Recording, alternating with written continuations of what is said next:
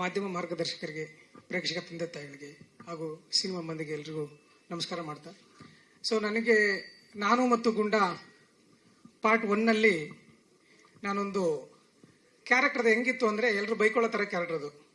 ನಾನು ಮತ್ತು ಗುಂಡದಲ್ಲಿ ನಾಯಿನ ಎಷ್ಟು ಪ್ರೀತಿ ಮಾಡ್ತಾರೋ ನನ್ನ ಕ್ಯಾರೆಕ್ಟರ್ ನಾಯಿ ನನ್ನ ಮಗ ಅಂತ ಬೈಕೊಳ್ಳೋಂಥ ಕ್ಯಾರೆಕ್ಟರ್ ನಂದು. ಪಾರ್ಟ್ 2ನಲ್ಲಿ ಅದು ಕ್ಯಾರಿ ಮಾಡಿದ್ದು ನನಗೆ ಭಾಳ ಖುಷಿ ಆಯಿತು. ಸೊ ಫಸ್ಟ್ ಪಾರ್ಟ್ ಮಾಡಿರ್ತಕ್ಕಂಥ ಶ್ರೀನಿವಾಸ್ ತಿಮ್ಮಯ್ಯ ಸರು ಅದನ್ನು ತುಂಬ ಚೆನ್ನಾಗಿ ಕಟ್ಟಿಕೊಟ್ಟಿದ್ರು.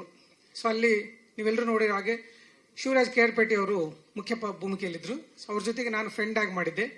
ನನಗೆ ಭಾಳ ಖುಷಿ ಕೊಟ್ಟಂಥ ವಿಚಾರ ಏನಂತಂದರೆ, ನಾವು ಬೇರೆ ಎಲ್ಲೋದ್ರೂ ಕೂಡ ನನಗೆ KGF ಅಲ್ಲಿ ಮಾಡಿದ್ದೀರಲ್ವಾ, KGF ಅಲ್ಲಿ ಮಾಡಿದ್ದೀರಲ್ವಾ ಅಂತಿರ್ತಾರೆ.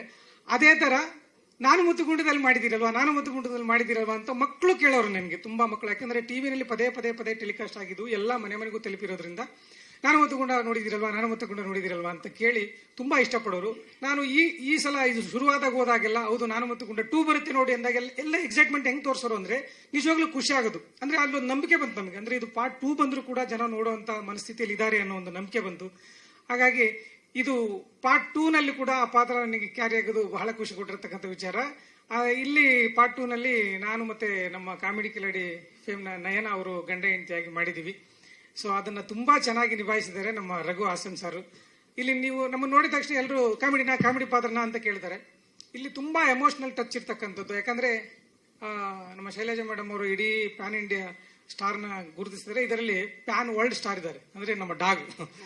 ಎಲ್ಲೋದ್ರೂ ಅದನ್ನ ಪ್ರೀತಿ, ಪ್ರಪಂಚದಾದ್ಯಂತ ಎಲ್ಲೋದ್ರೂ ಅದನ್ನ ಪ್ರೀತಿ ಮಾಡ್ತಕ್ಕಂಥ ಜನ ಇರೋದ್ರಿಂದ, ಎಲ್ರಿಗೂ ಆಪ್ಟ್ ಆಗ್ತಕ್ಕಂಥ ಕತೆ ಇರೋದ್ರಿಂದ ಅಲ್ಲಿ ನನಗೆ ಎಮೋಷನಲಿ ಟಚ್ಚು, ವೈಯಕ್ತಿಕವಾಗಿ ಜೊತೆಗೆ ಕ್ಯಾರೆಕ್ಟರ್ ಕೂಡ ಎಮೋಷನಲಿ ಟಚ್ ಆಯಿತು.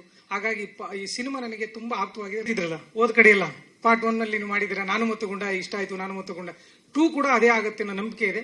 ಇವಾಗ ಕರ್ನಾಟಕದಾದ್ಯಂತ ಅಲ್ಲ, ಇಡೀ ಪ್ರಪಂಚದಾದ್ಯಂತ ಇದು ಬೆಳಗುತ್ತೆ ಅನ್ನೋ ನಂಬಿಕೆ ಇದೆ.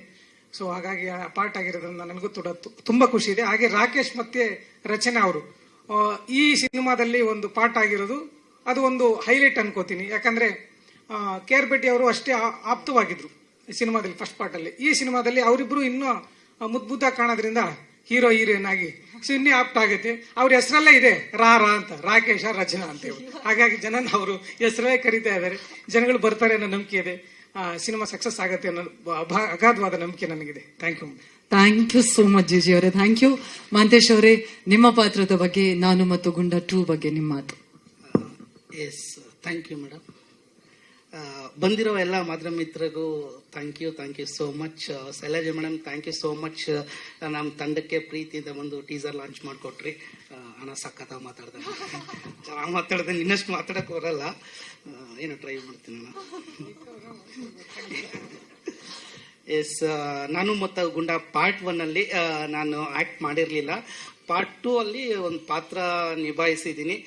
Raghu sir, thank you so much ಒಂದು ಪಾತ್ರ ಕೊಟ್ಟಿದ್ದಕ್ಕೆ. ಜೊತೆಗೆ first time Sadhu sir combination ಅಲ್ಲಿ ನಾನು ವರ್ಕ್ ಮಾಡಿರೋದು.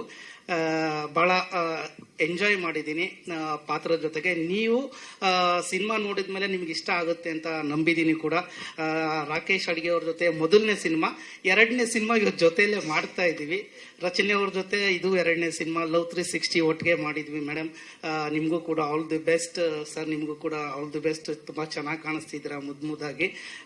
ನಿಮ್ಮಿಬ್ಬರಿಗಿಂತಲೂ ಗುಂಡ ಇನ್ನೂ ಮಸ್ತಾಗಿ ಕಾಣ್ತಾ ಇದ್ದಾನೆ. ಅವನಿಗೂ ಒಳ್ಳೇದಾಗ್ಲಿ, ನಿಮ್ಮೆಲ್ರಿಗೂ ಒಳ್ಳೇದಾಗ್ಲಿ, ನನಗೂ ಒಳ್ಳೇದಾಗ್ಲಿ. Thank you so much.